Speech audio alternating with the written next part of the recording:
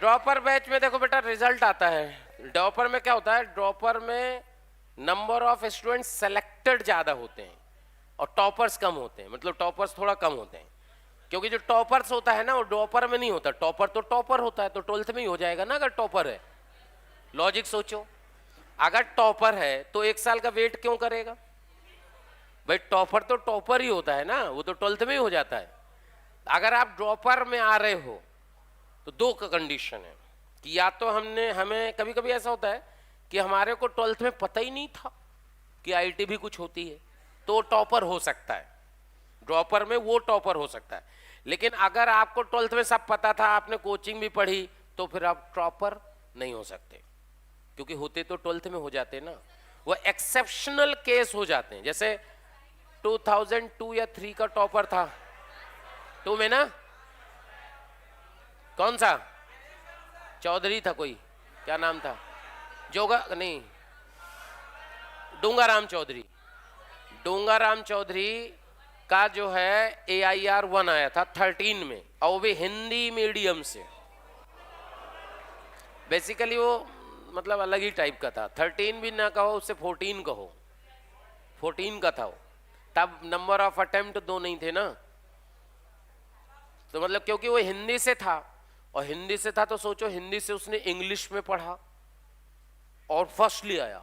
ये तो मतलब बहुत बड़ी बात है यार, ये तो बहुत बड़ी बात है। अच्छा खास बात पता है, जब रिजल्ट आया ना तो उस समय 2nd या 3rd रैंक आई थी कोटा की बेस्ट।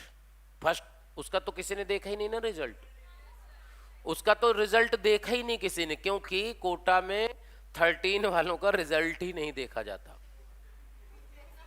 किस लिए पता है? टॉपर के लिए। उस तरह तो देखा जाता है कितने लोग सेलेक्ट हुए, लेकिन होता ना रिजल्ट आया तो पहले रिजल्ट किसका देखा जाएगा? टॉपर्स का।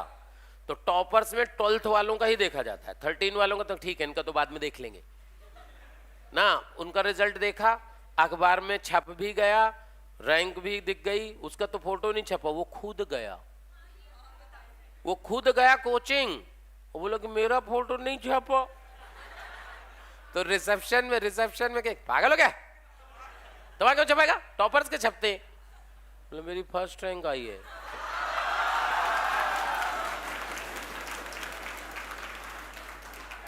क्या बात कर रहे हो कि हाँ? फिर उसका रिजल्ट देखा गया तो अरे साला, फिर अगले मतलब, और उसका जो बताया, उसका जो वो था ना डूंगराम, वो भाई साहब बहुत गरीब, इतना गरीब, मतलब लोग बताते हैं उनके कोई चाचा का बच्चा अपने यहाँ पढ़ा है ना, तो वो बताते थे भाई कि वो तो एक रूम लिया था, हॉस्टल में नहीं, रूम में रहता था, खुद खाना बनाता था, खुद खाना बनाता था, झाड़ू पोछा बर्तन कपड़े धुलना खुद करता था, और इतना करने के बाद भी फर्स्ट ले आया। सोचो, बहुत बड़ी बात है। मतलब नॉर्मल आदमी तो नहीं कर सकता, ये एकदम अलग ही टाइप के लोग होता ना, जुनून कि साला कुछ भी हो जाए हम करके दिखाएंगे, तो इस तरह के लोग हैं। तो जुनून किसी में भी हो जाए, अगर आप में भी जुनून हो गया तो आप भी कर सकते हो। हम ये तो नहीं कह रहे कि फर्स्ट ले आओगे, लेकिन हाँ सिलेक्शन की गारंटी है।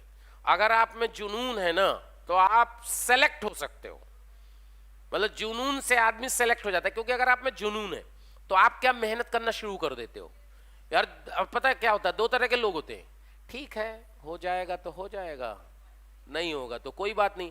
ऐसे लोगों का कभी भी सिलेक्शन नहीं होता। ऐसे हो जाएगा तो हो जाएगा, तो फिर नहीं होगा, फिर काहे परेशान हो बिना मतलब में समय और पैसा खराब कर रहे। मतलब ऐसे थॉट होने चाहिए कि जी जान लगा देंगे साला कैसे नहीं होगा। तो आप अगर ऐसे थॉट रखोगे ना कि जी जान लगा दूंगा, मेरा तो सिलेक्शन होके रहेगा, तो फिर आप जब आपका समय खराब हो रहा होगा तो क्या अपने को याद आएगा, नहीं यार समय नहीं बर्बाद करना भाई, पढ़ना है यार हमारे को। अगर इस तरह का थॉट रखोगे तो आप गारंटीड सेलेक्ट होगे। क्योंकि आईआईटी एक ऐसा एग्जाम है जिसमें कंपटीशन ना के बराबर है। बहुत सारे लोग आपको मिलेंगे जो कहेंगे आईआईटी बहुत टफ है, बहुत टफ है। अबे बहुत टफ है क्या? होता तो बच्चों का ही है। क्या ऐसा है क्या कि दूसरे गोला के लोग आके आईआईटी के एग्जाम देते हैं? भाई दूसरे गोला के लोग तो नहीं आते ना, क्या इसी गोला के लोग देते हैं? क्या हम भी इसी गोला के हैं? तो हमारा क्यों नहीं हो सकता?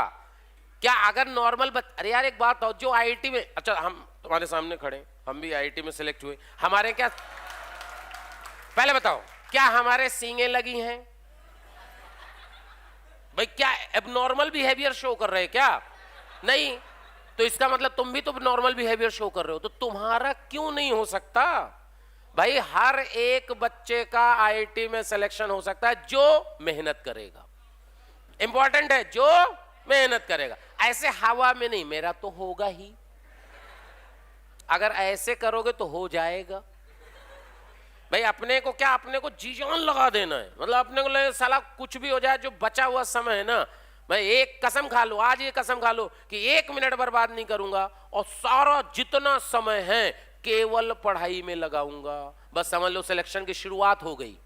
मतलब आपने शुरुआत कर दी, मतलब अपने को समय बर्बाद नहीं करना, अपने को बस लग जाना है। दुनियादारी के चक्कर में पड़िए, वो यहाँ हो रहा है, तुम यहाँ पढ़ लो, तुम यहाँ कर लो, तुम ये ऑनलाइन देख लो, वो सब करने दो, ये सब इग्नोर करो। जिस इंस्टीट्यूट में आप आए हो उसमें फोकस करो, जिसमें भरोसा, क्योंकि भरोसा रखोगे तभी होगा। भरोसा तो रखना पड़ता है कि हाँ यार जो चल रहा है ठीक चल रहा है, मतलब अपन कोई कंप्लेनिंग मोड में नहीं, ठीक है यार मस्त चल रहा है, चलने दो ना। इसलिए जीजोन अपना फोकस केवल कहाँ होना चाहिए? पढ़ाई पे। जब अपन ये सोच लेंगे ना कि कुछ भी हो जाए मैं सेलेक्ट होके दिखाऊंगा, बस समझ लो आपके बिगिनिंग हो चुकी है। अब आप सफलता की राह पे हो, बस उसको रुकने मत देना। मतलब कभी भी डीमोटिवेट हो ना, मन नहीं लग रहा, तो आपको क्या करना, पेरेंट्स की फोटो रखो अपने पास हमेशा। भगवान की फोटो तो सभी लोग पूजा करते हैं, पेरेंट्स की पूजा करो। पेरेंट्स की फोटो रखो, उनको देखो और सोचो कि पिताजी कैसे पैसा कमाते हैं, कितना मेहनत करके हमारे को कोटा में भेजे हैं, क्या हमें उस पैसे को बर्बाद करना चाहिए? अपने आप आपको मोटिवेशन आएगा। अगर ये मोटिवेशन आ गया तो बस अपन समझ लो सफल होने की कगार पे हैं।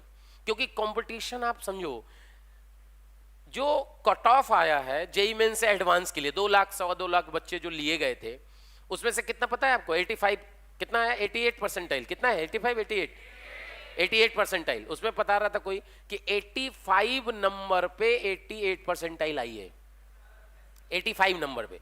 यानी सोच के देखो, क्या 300 नंबर का पेपर था, उसमें से 85 नंबर लाने वाला एडवांस के लिए एलिजिबल हुआ है।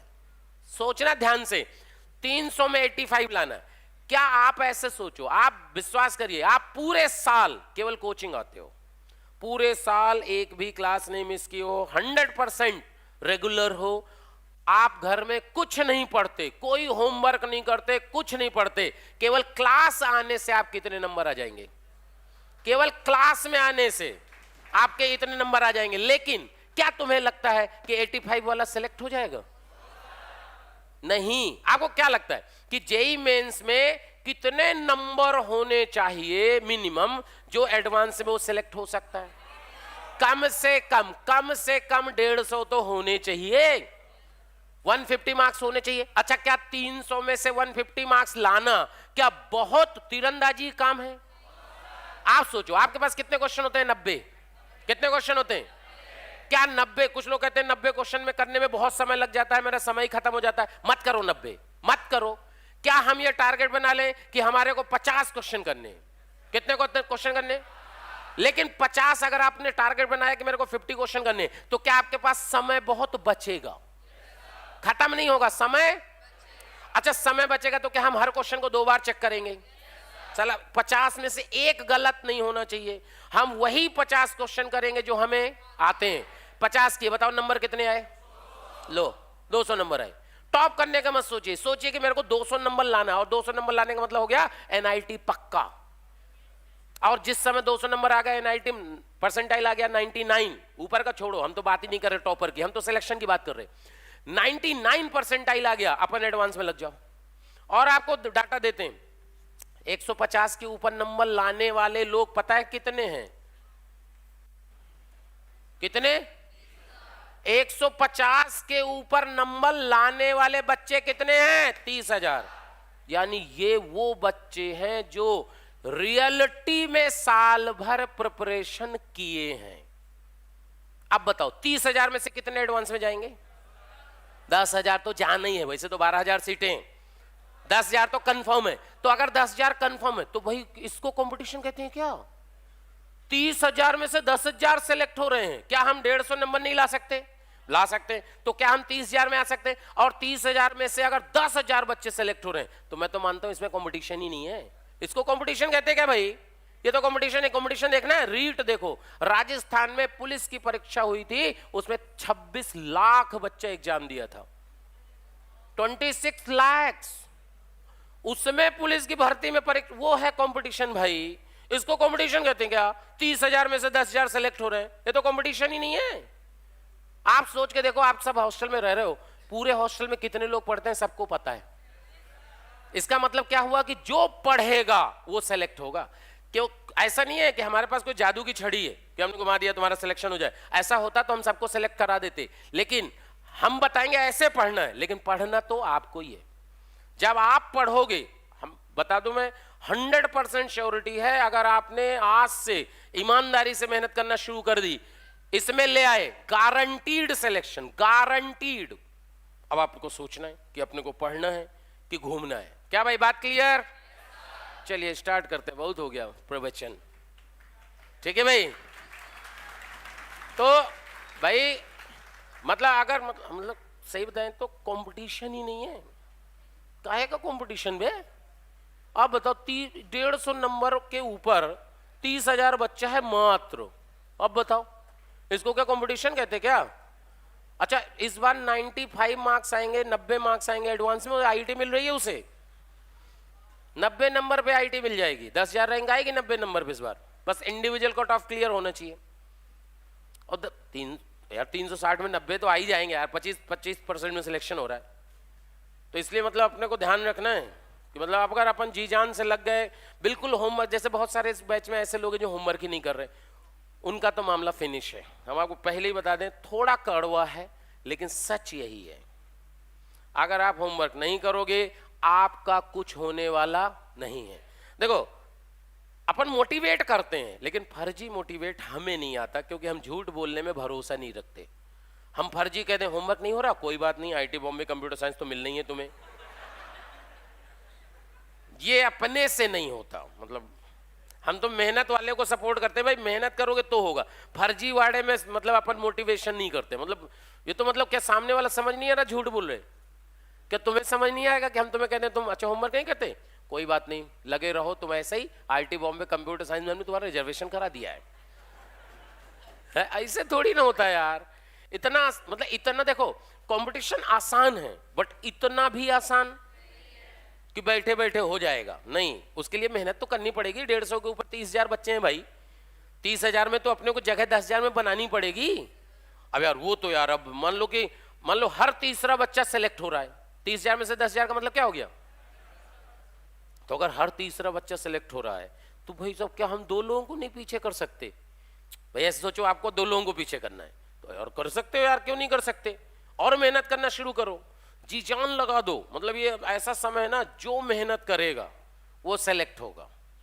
मतलब अपन सब सेलेक्ट हो सकते हैं, इस पूरी क्लास में बैठे सारा बच्चा सेलेक्ट हो सकता है अगर सारा मेहनत करे। कुछ लोग कहेंगे सारा कैसे सेलेक्ट हो सकता है? अभी क्यों नहीं हो सकता भाई?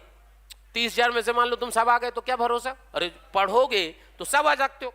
अब वो अलग बात है कि सारे नहीं पढ़ेंगे, वो अलग बात है, लेकिन अगर सारे पढ़ो तो सारे हो सकते हो।